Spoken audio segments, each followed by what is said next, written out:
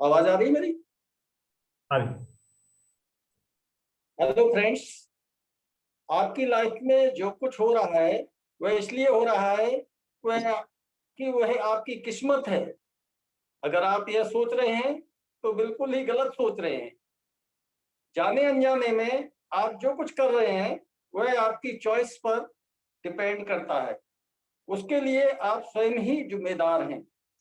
आप कौन सा रास्ता अपना रहे हैं उसकी वजह से ही आपको खुशी मिलती है और उसकी वजह से ही आपको दुख भी मिलता है।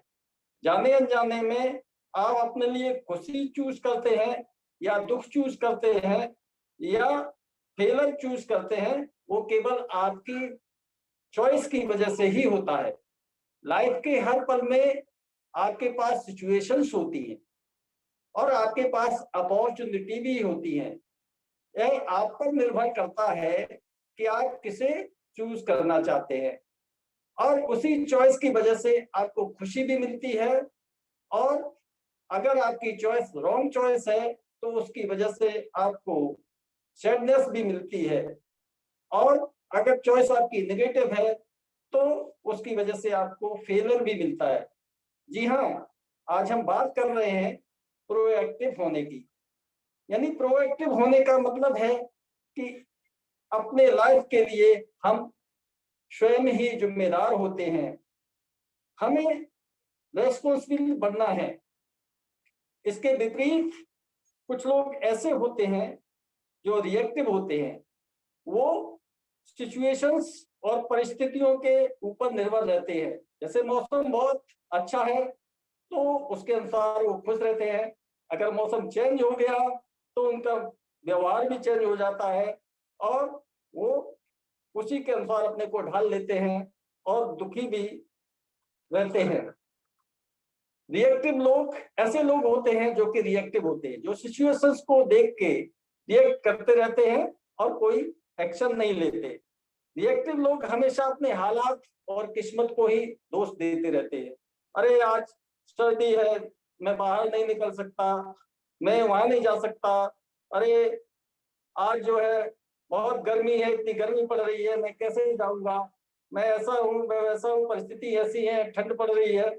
तो मतलब परिस्थिति को देख करके वो कोई काम को आगे नहीं करते। जबकि प्रोएक्टिव लोग होते हैं वो परिस्थितियों को देख करके, समझ करके उसके अनुसार निर्णय लेते हैं और उस पर कार्य करते हैं। ऐसा नहीं है कि प्रोएक्टिव लोगों की जिंदगी में प्रॉब्लम्स नहीं आती, उनकी जिंदगी में भी प्रॉब्लम्स आती हैं, लेकिन उन प्रॉब्लम्स को वो रीड करते हैं और उन प्रॉब्लम्स होती हैं, उन सिचुएशन को वो समझते हैं और रेस्पॉन्सिबिलिटी में बदल देते हैं। सोच बनने के बाद उस पर कार्य करते हैं और सफलता प्राप्त करते हैं। एक छोटी सी कहानी सुनाना चाहता हूं कि दो मित्र होते हैं, कॉलेज के मित्र होते हैं। रमेश और सुरेश दोनों एक साथ किसी कॉलेज में पढ़ते हैं, एक साथ शिक्षा प्राप्त करते हैं। शिक्षा प्राप्त करने के बाद एक साथ ही उन दोनों को किसी कंपनी में जॉब प्राप्त हो जाता है।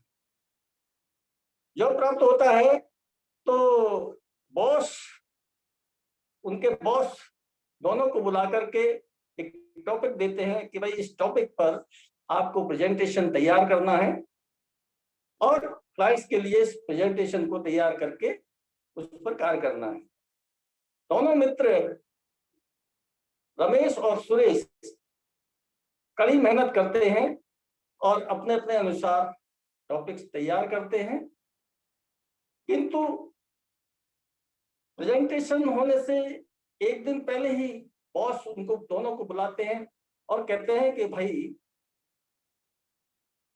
क्लाइंट्स की सिचुएशंस के अनुसार हमें अपना टॉपिक चेंज करना पड़ेगा और हमें कल ही जो नया टॉपिक दे रहे हैं उस पर कार्य करना है और उस पर ये प्रेजेंटेशन तैयार करना है और हमें, हमारे पास समय बहुत कम है, बताइए इसको हम कैसे करें। तो वो रमेश को बुलाते हैं। रमेश जो है बताते हैं कि सर इसमें हमारे पास समय नहीं है और अब हम कुछ नहीं कर सकते। बॉस को भी पता है कि समय नहीं है, तो वो भी कहते हैं ठीक है, नहीं कुछ कर सकते, कोई बात नहीं। उसके बाद वो सुरेश को बुलाते हैं और सुरेश से भी वही प्रश्न करते हैं, सिचुएशन बताते हैं कि भाई सुरेश जी देखिए, क्लाइंट्स की सिचुएशंस के अनुसार हमें अपना टॉपिक चेंज करना है और हमारे पास समय नहीं है, बताइए सिचुएशंस को कैसे हैंडल करेंगे।